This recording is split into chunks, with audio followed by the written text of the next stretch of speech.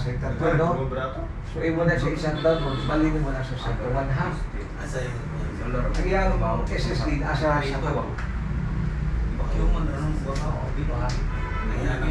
Oo, hindi rin asa ha? Pagka dito sir. Yes. Balik na dito. Sa kawa. Oh, yes. Yan ay isang laki. Presang lana. Okay.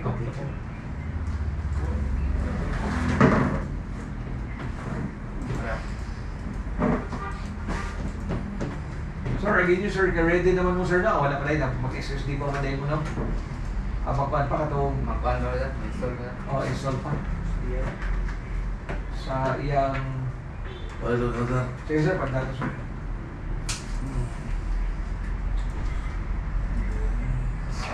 Kada, yes.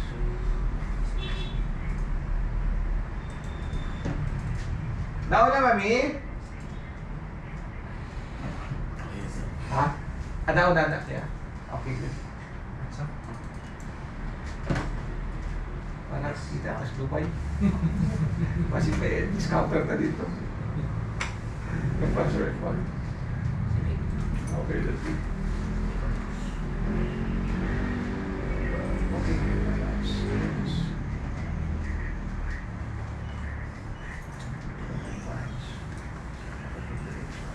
Wala sa kawada. Okay. Okay, so mag-format ka ta. Ato na install ang mag-install ng Windows 11. Pwede i-suntok na siya. Pwede mo password. Ha? DPS? DPS wala yan? Solder sir. Para dali solder na. Kunya sir, na-plug in na mo sir no? Para ma-detect na ni BIOS imong bagong salpak na flash drive, i-reboot mo ang system, i-reboot ba? Control alt delete. Yes, delete ka. Delete sulod lang BIOS.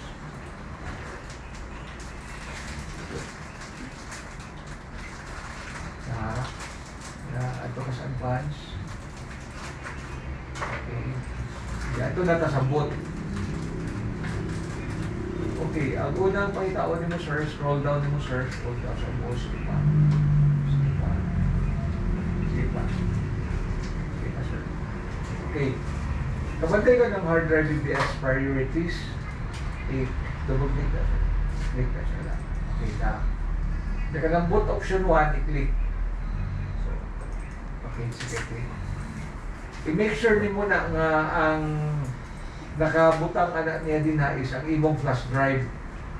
In this case, kanang imong Kingston Data Traveler. Yes, kana. Okay. Okay na. Kanya back. Kanya boot option priorities. Click.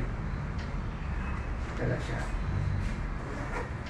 Okay, unya i-click na ni mong UEFI Kingston.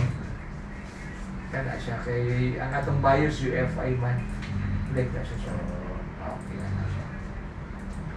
So ready na siya for enroll. Install. Okay, F10. F10 is save and exit na. Sige sir. Yan, enter. Or reboot na siya. Okay, F10 to. Enter to siya. Again. Click sa yes. Okay, that's good.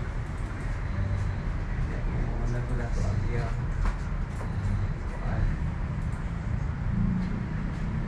na-inventory, pag-awas ng inventory. Pwede ka kapili din na sa imong install sa either Windows 10 ba or Windows 11 OS. So, Windows 11 na ito install sir ha? Sige. Enter.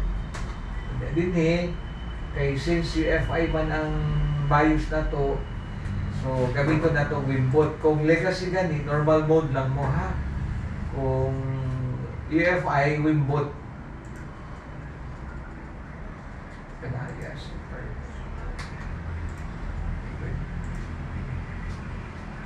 Kaya na, sir. Tulo na nagkabok din. Ha? Tulo na? Okay na.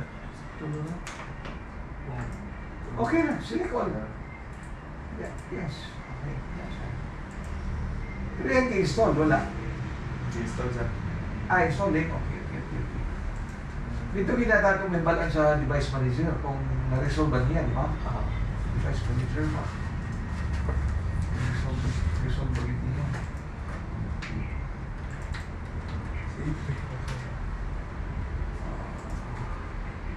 Okay na. Na-check din mo device manager? Install na ako. Check sa device manager. Dili ka na rin. Device manager.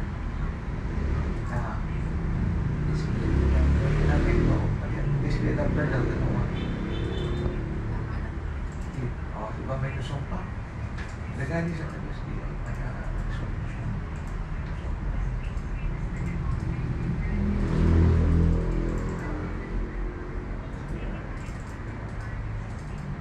Ayos lang.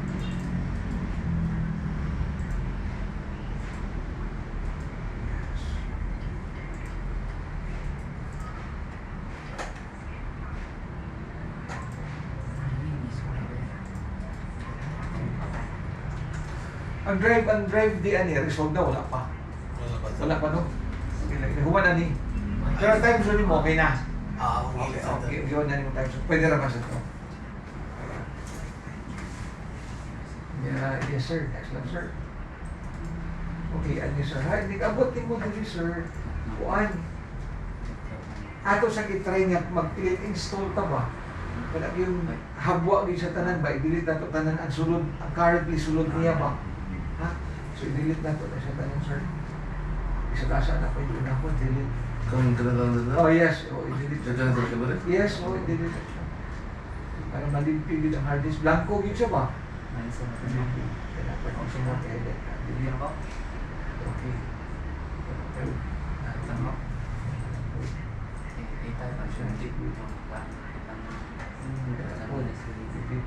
Okay, sige. Ano sa ha? Disk 0 unallocated space. Kabantay mo, delete na lang ma-delete. Kay grayed out na ang delete, oh. Meaning, ang imong hard disk na naroon sa imong SSD blanco. Wala kita siya sulod ron ha. Tanan, hasta virus na wag ka. Now, since 240 raman ang size sa imong kuan, 240 gig ang size sa imong SSD, ato lang na siya tungaon, sir. Mag-create ang partition para sa COD ba? Naka-drive C, naka-drive D. Ang drive C, tagaan na ito 100 gig lang. I-click nyo. Tagay siya, sir. Tagay siya 100 gig. I-delete sa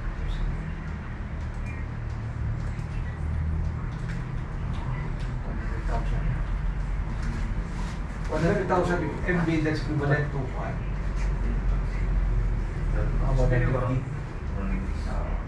Apply. Halimbawa, yung laptop ba, 240 gig lang. Okay ra ng 100 ha? Okay. Pero kung na mo yung laptop ng 1 terabyte inyong SSD, depende